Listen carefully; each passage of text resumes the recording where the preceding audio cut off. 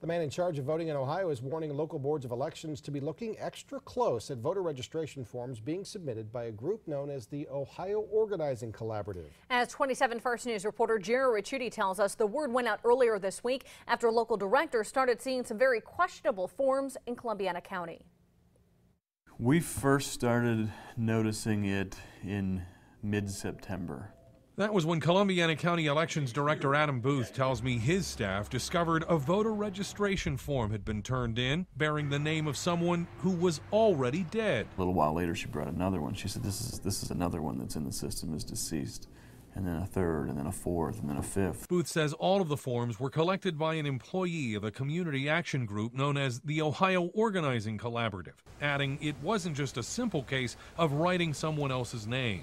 It was concerted, and you have to have good data, you know, for the driver's license to match and the date of birth to match and their address, their middle initial. And that wasn't all. Pushing 24 other forms, you know, where the signatures were just way off, or people were like misspelling their own first name. Interestingly, the forms were initially turned in to the Mahoning County Board of Elections, included among more than 500 coming from Columbiana County residents.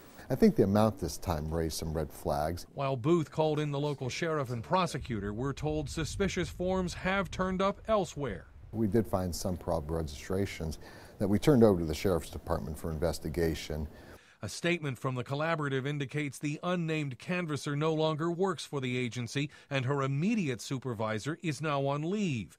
The statement adds officials are taking the allegations seriously and are committed to resolving them, while the Ohio Secretary of State is now warning all elections officials to be watching for more registration forms from the collaborative. The Ohio BCI has also joined the investigation. Jerry Ricciuti, WKBN 27 First News.